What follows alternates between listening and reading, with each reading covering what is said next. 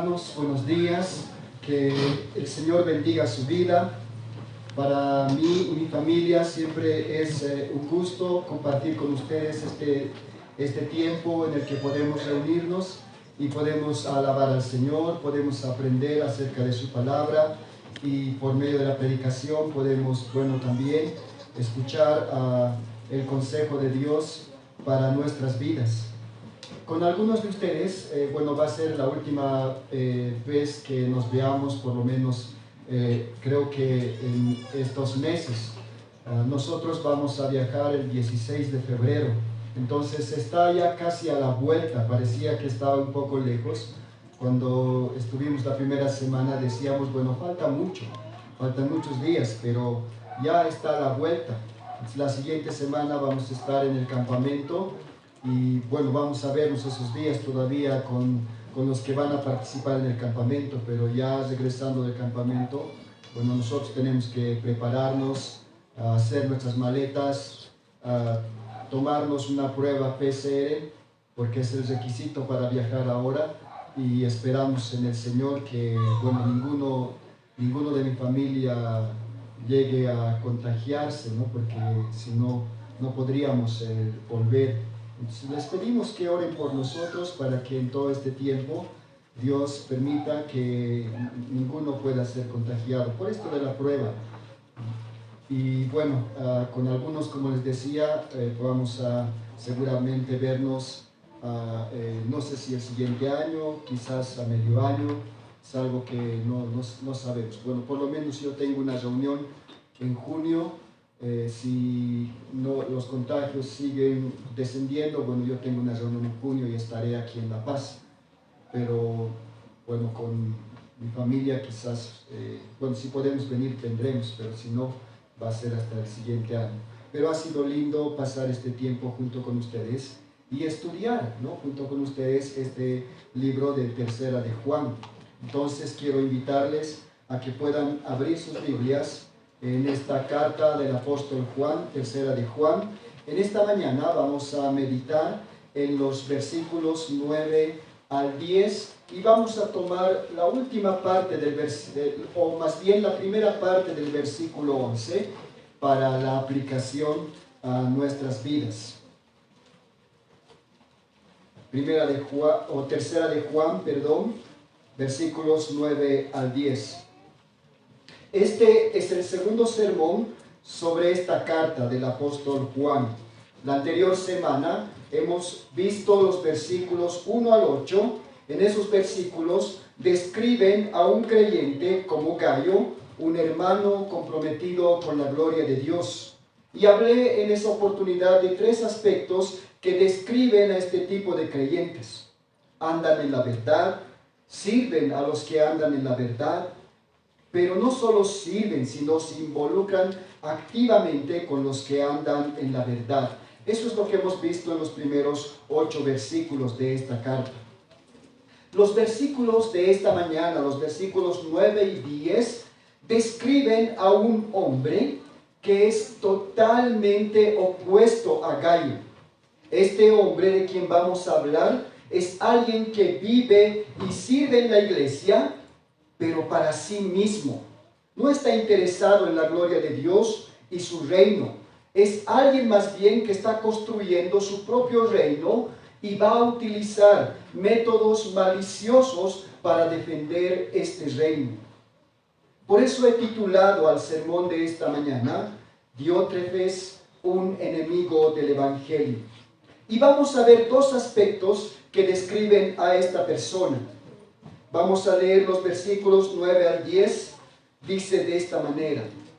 Juan está escribiendo, ¿no? Y dice, yo he escrito a la iglesia, pero Diótrefes, al cual le gusta tener el primer lugar entre ellos, no nos recibe. Por esta causa, si yo fuere, recordaré las obras que hace parloteando con palabras malignas contra nosotros. Y no contento con estas cosas, no recibe a los hermanos, y a los que quieren recibirlos, se los prohíbe y los expulsa de la iglesia. Versículo 11. Amados, no imites lo malo, sino lo bueno. Por favor, oremos. Señor, queremos darte gracias porque nos das la oportunidad de reunirnos y poder juntos, Señor, meditar en tu palabra. Como hemos aprendido, Señor, en la mañana a través de Simón, en ella tenemos, Señor, todo lo que necesitamos conocer para nuestra vida práctica. Oramos, Señor, para que tú nos hables a través de ella, Señor. Que tu Espíritu Santo, Señor, obre en nosotros, Señor, enseñándonos, redarguyéndonos, corrigiéndonos, exhortándonos, Señor. Ayúdanos, Señor, pues a vivir, Señor, cada día dispuestos, Señor, a ser obedientes. Reconocemos, Señor, que nuestro problema no es que no conocemos tu palabra. Reconocemos que nuestro problema, Señor, es que no siempre estamos dispuestos a confiar en su consejo y a vivir de acuerdo a ese consejo.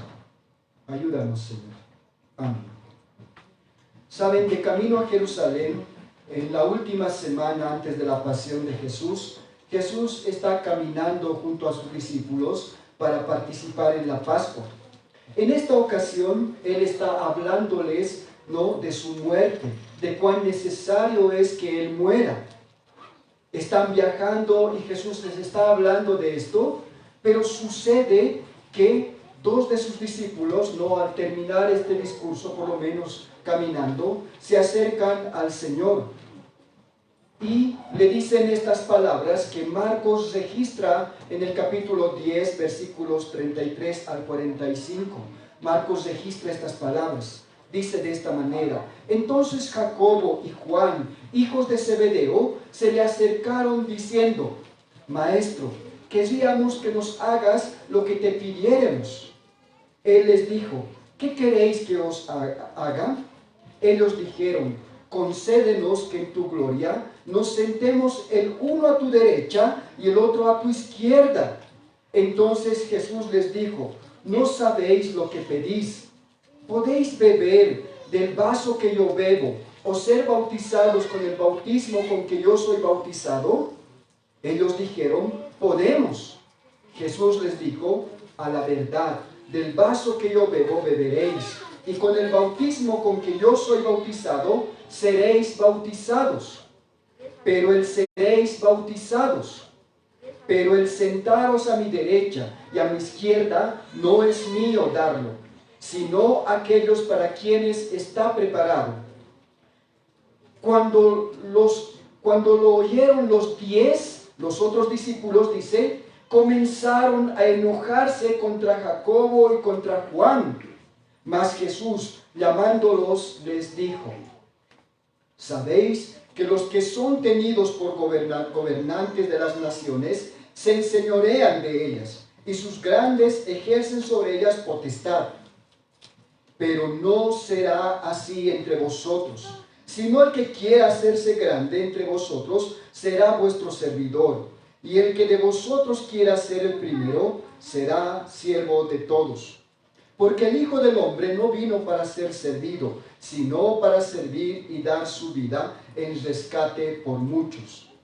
Saben, con mucha facilidad los cristianos olvidan el propósito de su llamado, y en lugar de servir a Dios y a los hermanos por medio de los dones que se nos ha otorgado, buscamos ser servidos. Buscamos preeminencia, distinción, reconocimiento. Eso es lo que pasaba con Juan y Jacob en esa oportunidad. Por eso he leído Marcos, porque en esa oportunidad, ¿no?, el que ahora escribe, que es un anciano, pero cuando él era joven, cuando era seguidor de Jesús, él y su hermano le habían pedido a Jesús que él les conceda un lugar prominente cuando Jesús esté en su reino. Por eso los demás se enojan. ¿Por qué se enojan los otros? ¿Porque ellos están pidiendo algo que no está bien? No, porque también los otros están interesados en el lugar prominente, porque también ellos discutían quién va a ser el mayor, ¿no?, entre nosotros en el reino del Señor. La búsqueda del primer lugar muchas veces ha causado dolorosas luchas de poder dentro del seno de la iglesia, con resultados desastrosos para su unidad. Y además, no solo para su unidad, sino resultados desastrosos del testimonio de la iglesia para el mundo. Esta ambición, ¿no?, es un hambre que devora el alma de las personas involucradas. Nunca son satisfechas.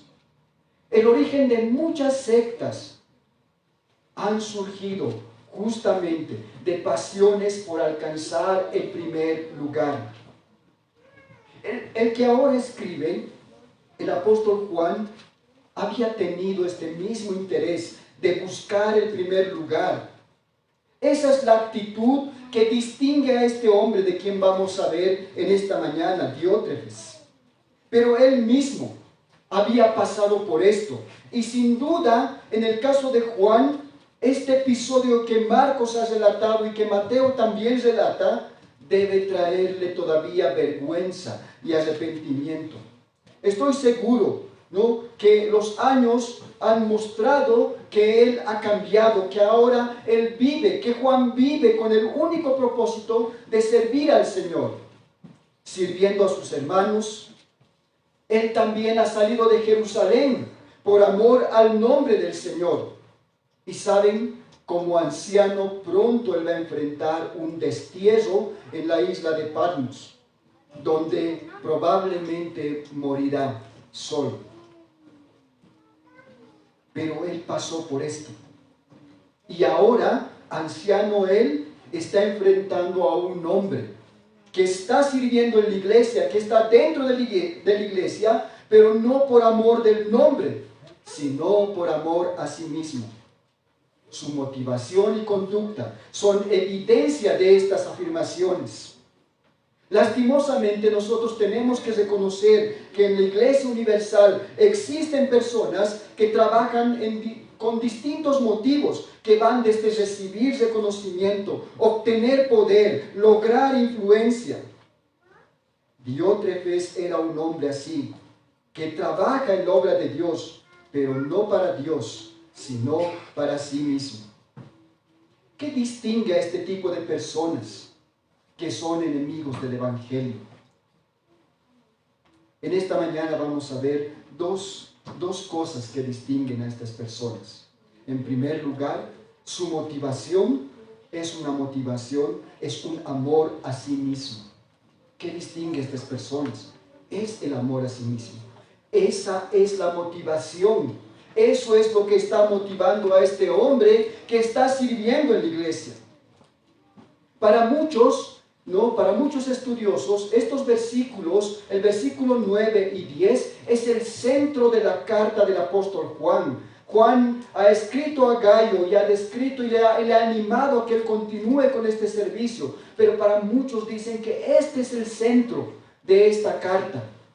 Enfrentar a este hombre, Diótrefes, quien claramente es diferente a Gayo en carácter y conducta. Gayo andaba en la verdad, amando a los hermanos, atendiendo a los forasteros y ayudándoles, además, ¿no?, económicamente aún, para que ellos continúen hablando del nombre de Jesús. Pero Diótrefes, por otra parte, se ama a sí mismo más que a otros. Volvamos a leer lo que dice el versículo 9. Le escribí algunas líneas a la iglesia, pero Diótrefes, a quien le encanta ser el primero entre ellos, no nos recibe. Poco sabemos acerca de este hombre Diótrefes. No aparece en la Biblia otra persona o él mismo descrito en alguna otra carta. Su nombre significa hijo adoptivo de Zeus, lo que sugiere que este hombre era de descendencia griega. Algunos también afirman que el nombre no era propio de personas acomodadas, de personas ricas. Y quizás esa era la posición que este hombre tenía, por tanto había crecido siempre siendo admirado y servido por los demás. Y eso no había cambiado ahora que está en la iglesia. Presumimos que era un hombre, que era un líder prominente en la iglesia. Por esa razón Juan dice, ¿no?, que ha escrito algunas líneas a la iglesia, pero Diótrefes no nos recibe. Entonces Este hombre tenía la autoridad inclusive de negar que Juan no pueda escribirles. Entonces tuvo que ser alguien, ¿no?, con una posición dentro de la iglesia, quizás un anciano principal en la iglesia. Algunos piensan que inclusive, bueno, Gallo era de esta iglesia. Probablemente, otra vez Gallo era de otra iglesia cercana. Pero lo que sí podemos notar es que este hombre tiene autoridad en la iglesia. ¿Cómo llegó ahí? Es algo que no nos describe la Biblia, pero está ahí. No conocemos el contenido de esta carta que fue enviada. Juan dice algunas líneas, entonces tuvo que ser una carta muy corta. Y no sabemos lo que decía.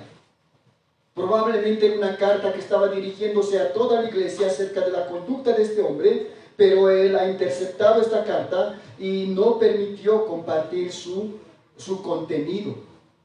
Es más, quizás tomó la carta y él mismo destruyó esta carta. No sabemos qué ocurrió con esta carta, pero no es ni primera de Juan ni segunda de Juan. Entonces este hombre, a quien, tomó esta carta y probablemente lo destruyó, Juan dice de él que es un hombre que no nos recibe, por tanto es un hombre con autoridad dentro de la iglesia. El tiempo de los verbos que utiliza en el versículo 9, no nos recibe, saben, es un presente continuo. Esta construcción significa que Juan está haciendo referencia no a un hecho aislado. No es que fue una vez que él no nos ha recibido, sino es una actitud persistente. Es una acción continua de este hombre. Por eso es presente, no nos recibe. Probablemente en varias ocasiones Juan ha tratado de hablar con él o acercarse o viajar hasta donde él está, pero él dice no nos recibe. Pero también la significación de este verbo, que es algo continuo, también puede significar que dar la bienvenida a alguien.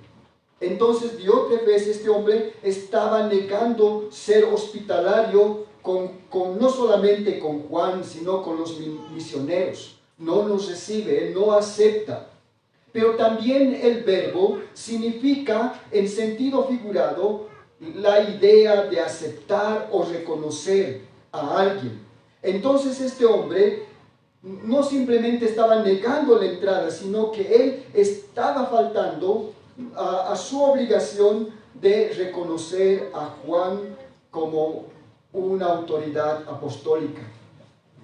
Juan es el último apóstol, es el último discípulo llamado por Jesús mismo. Obviamente entre las iglesias él habrá sido respetado. Es el último de una generación de hombres que han vivido con Jesús, han escuchado sus palabras. Y en muchas iglesias habrá sido un hombre respetado, pero no para Diótrefes, quien ni siquiera acepta la autoridad apostólica de este hombre. ¿Qué motivos llevaron a Diótrefes a actuar de esta manera? El texto nos dice, amor a sí mismo. Sus motivos no son desconocidos. Juan claramente nos dice la razón. A este hombre le encanta ser el primero entre ellos. El problema no es una herejía doctrinal, sino una ambición personal. Es el amor a ser el primero. No fue una conducta eventual. Por el verbo que utiliza, es una conducta constante en la vida de este hombre. No fue un accidente. Y a esta actitud se le llama con un único nombre. Esto tiene que ver con orgullo. El orgullo es un pecado. Los sinónimos de orgullo son altivo, presuntuoso, soberbio, engreído e hinchado. Y el orgullo es un mal tan antiguo como la historia. Fue lo que llevó a Satanás a rebelarse contra Dios. Eso es lo que nos dice Isaías en el capítulo 14. Satanás dijo en su corazón, subiré al cielo en lo alto, junto a las estrellas de Dios levantaré mi trono. y en el monte de testimonio me sentaré a los lados del norte. Sobre las alturas de las nubes subiré y seré semejante al Altísimo. Fue el deseo de Satanás de sentarse en el trono de Dios, de reemplazar a Dios. Es el orgullo, es el intento de endiosarse. El orgullo tiene el poder destructivo. En toda la humanidad hemos sufrido este poder destructivo.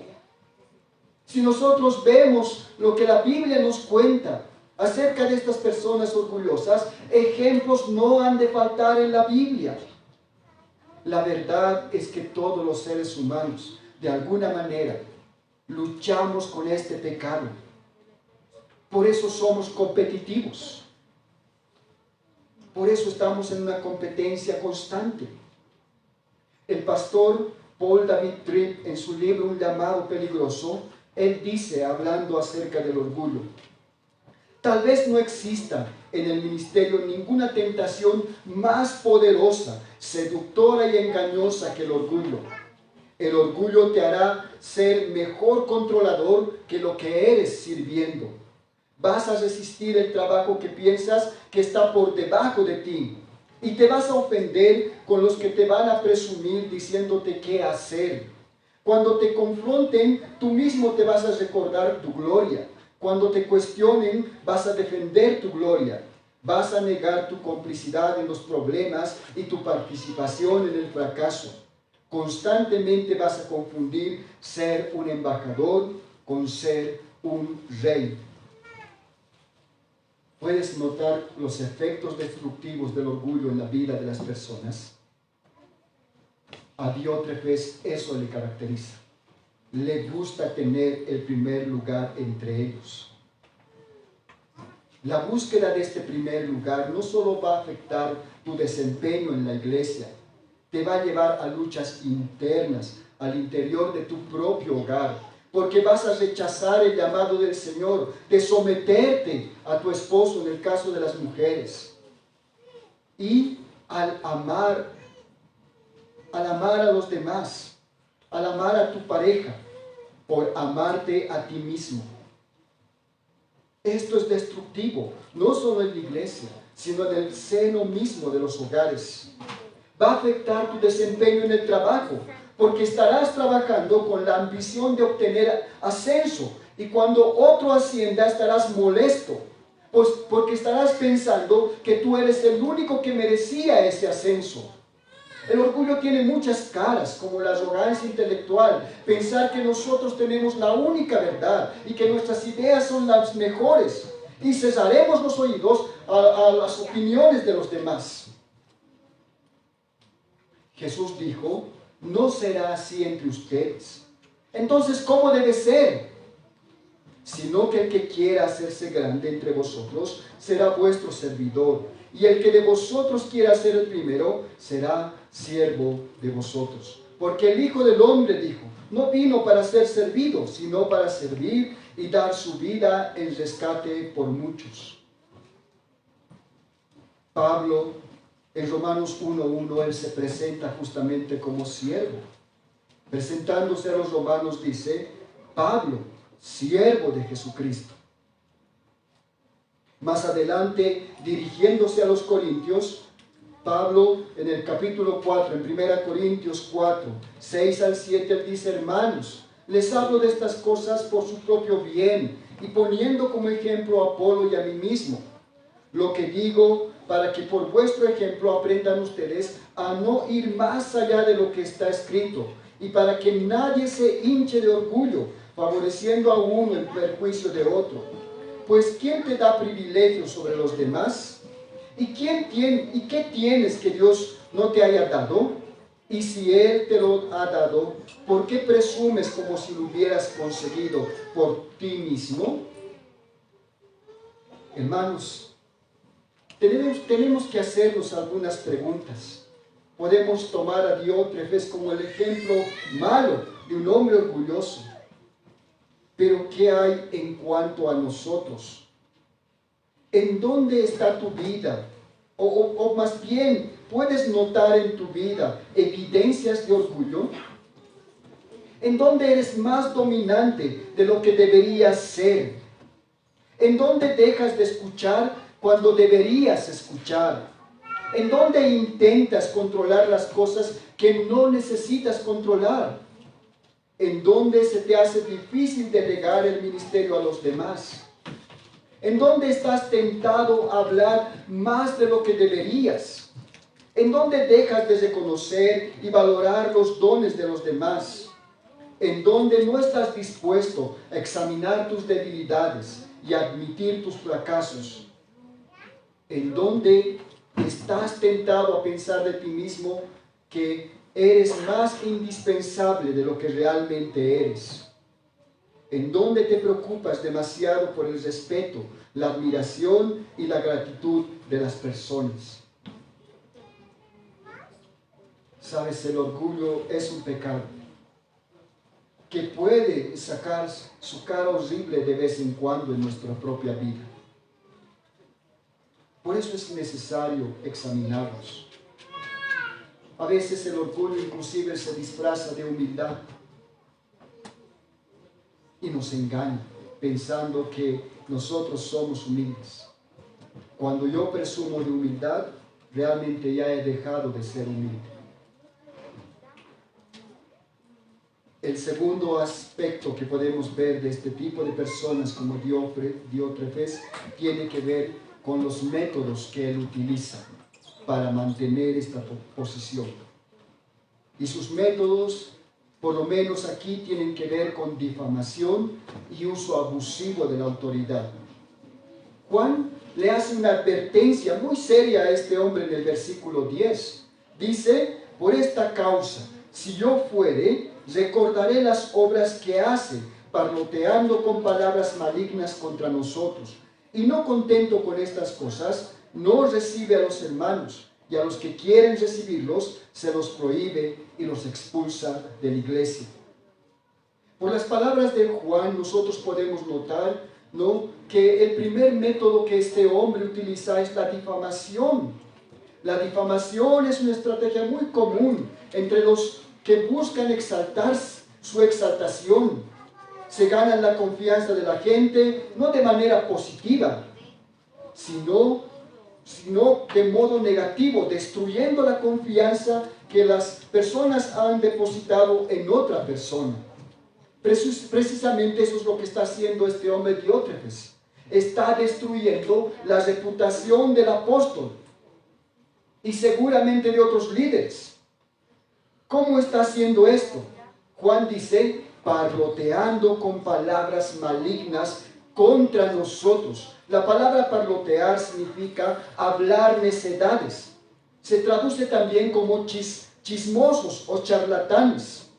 No sabemos el contenido de las difamaciones que este hombre había levantado en contra de Juan, pero nos damos cuenta que eran calumnias muy fuertes, porque la palabra malignas que utiliza, ¿no?, en las cartas de Juan están relacionadas con Satanás.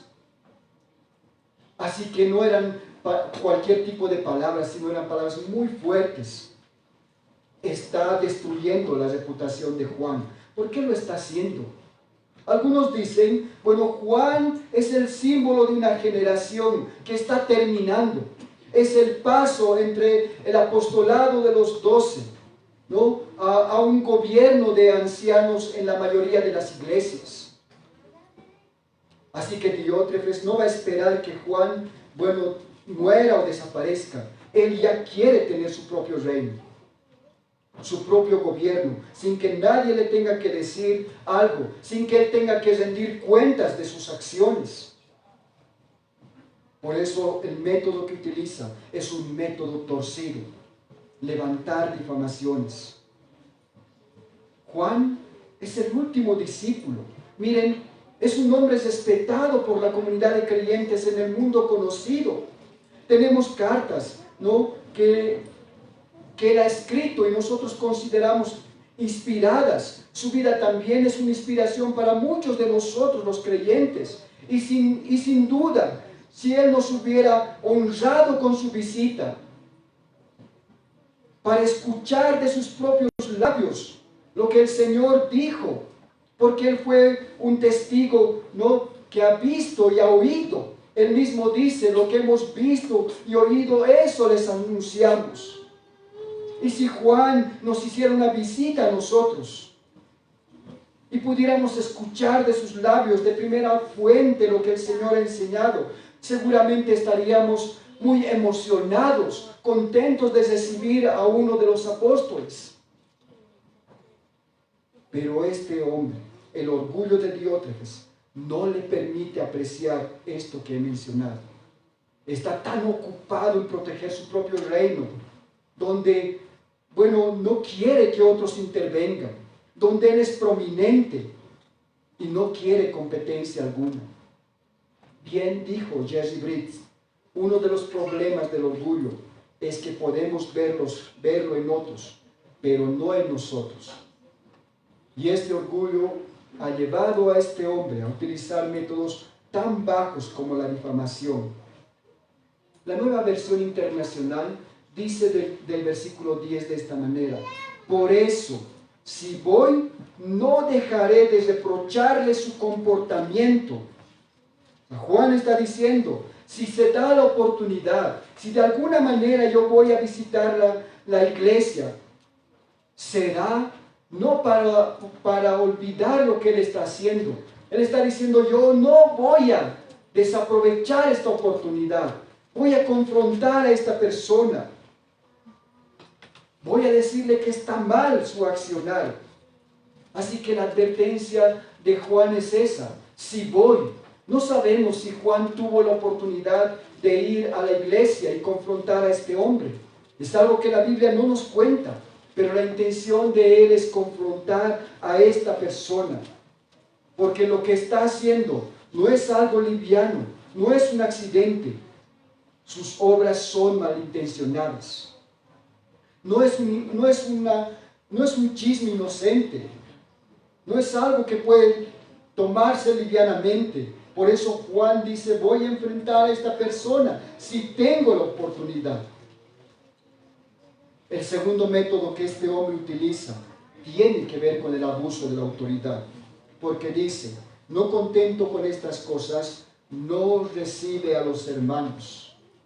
No recibe a los misioneros que han salido por amor del nombre por las naciones. Él no está dispuesto a recibirlos. Él mismo no quiere recibirlos. Pero además, miren, no solamente él no está dispuesto a recibirlos, él va un paso más allá en su actitud. Y a los que quieren recibirlos, se los prohíbe. Así que no solamente él está negando hospitalidad, él está diciendo, ninguno de ustedes va a recibir a esos hombres. No los conocemos, no importa de dónde vengan, pero no los van a recibir. Y el texto dice, y los expulsa de la iglesia. Bajo amenaza, si alguno me desobedece, va a ser expulsado de la iglesia. Así que miren cómo su conducta no se ve muy claramente en sus hechos. Los verbos que aparecen también en el versículo 10 están en tiempo presente y muestran una acción constante. No es accidental. No es algo que, dijo sin pensar, sino es su conducta permanente de este hombre.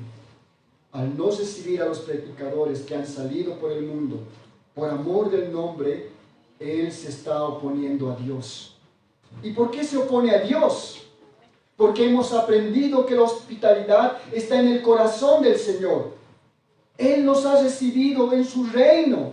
Él fue hospitalario con nosotros, que éramos, como dice Pablo, pecadores, enemigos de la cruz, amantes de nuestro nombre. Él nos ha recibido. Él ha muerto por nuestros pecados y ha muerto para rescatarnos. Y Jesús dijo, voy a preparar un lugar para ustedes, para que donde Él esté también estemos nosotros con Él. Hospitalidad está en el corazón del Señor, porque Él mismo es hospitalario con nosotros. Él va a recibirnos en su reino, nos ha recibido en su reino y participaremos de su gloria. Él está preparando un lugar para nosotros. Además, hospitalidad, ¿no?, es un mandato. El apóstol Pedro, en su primera carta, en el versículo 4, versículo 19, dice: sed hospitalarios los unos para con los otros, sin murmuraciones. Y el autor de Hebreos, para animarnos, nos recuerda: no os olvidéis de la hospitalidad, porque por ella algunos, sin saberlo, hospedaron ángeles. Inclusive Jesús, dijo: cuando nosotros alimentamos y ayudamos a estos pequeños, Él dice: a mí me lo están haciendo.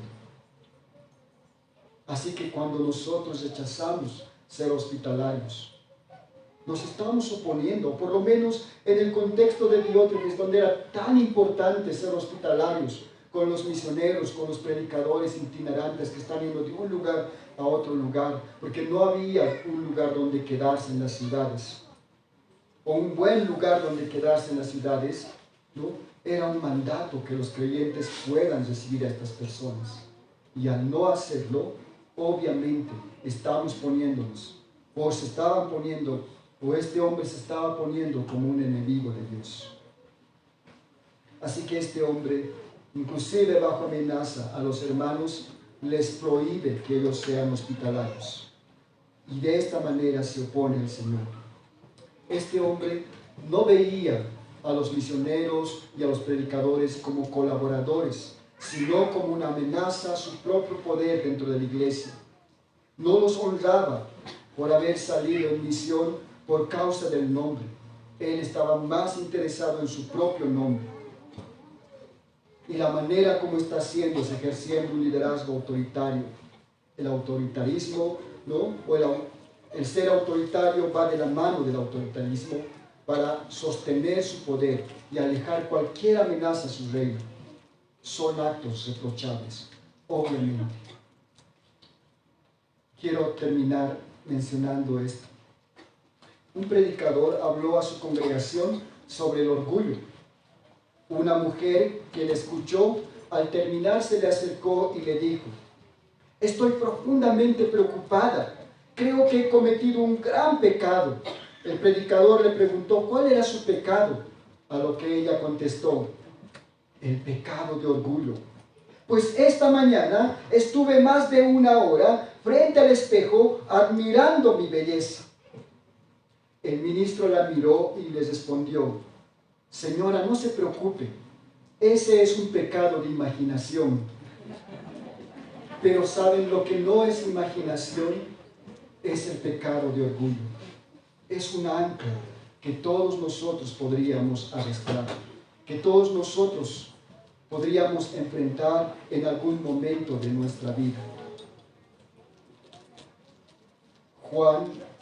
Jesús dijo: entre ustedes no puede ser así. Los creyentes no podemos, ¿no?, dar lugar a esto en nuestra vida. Los creyentes debemos luchar intensamente con este pecado, porque saben, está más cerca de lo que pensamos. Cuando alguien en la iglesia no es saludado quizás el domingo, se enoja porque, está pensando: ¿por qué nadie me ha saludado? ¿Por qué se enoja?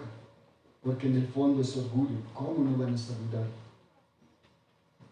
Cuando alguien no es convocado a hacer, a dirigir una actividad, probablemente puede desarrollar enojo en su corazón diciendo: pero ¿por qué no a mí? Yo tengo el conocimiento, tengo la habilidad. El pecado de orgullo tiene muchas caras. No es imaginación como en la señora. Al final, en la primera parte del versículo 11, dice: querido hermano, no imites lo malo, sino lo bueno. Vamos a orar. Queremos darte gracias, Señor, por este tiempo y por permitirnos, Señor, conocer la vida de este hombre, para que nosotros mismos, Señor, podamos reconocer cuántos Diótrefes hay en nosotros mismos. Señor, ayúdanos, por favor, a ser cuidadosos y examinarnos, Señor.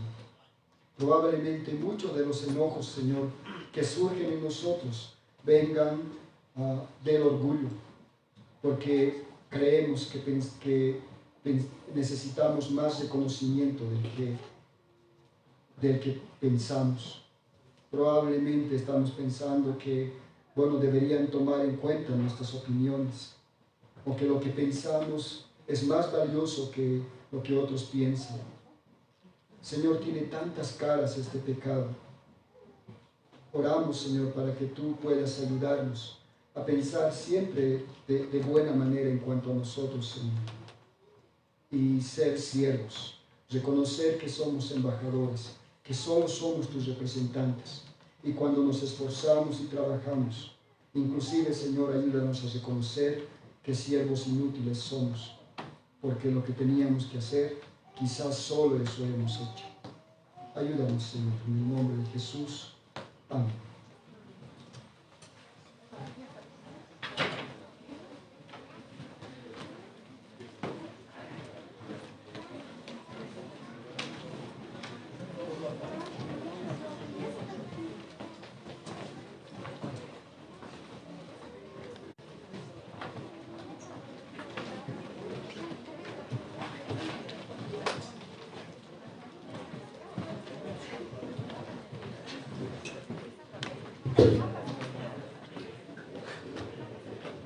Bueno, sí, se nos gracias, pastor, por la fe que nos ayuda a entender que muchísimas veces podemos equivocarnos, ¿no?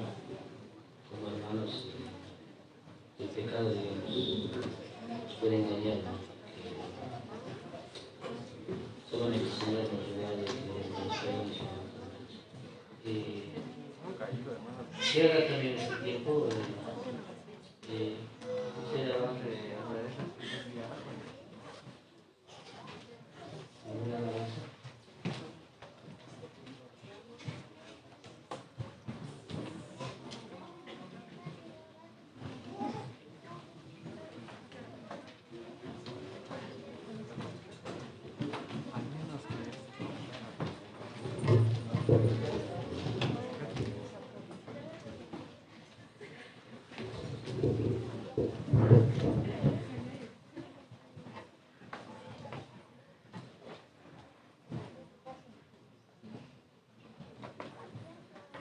Entonces, hermanos, les pido que tengan un poquito de tolerancia.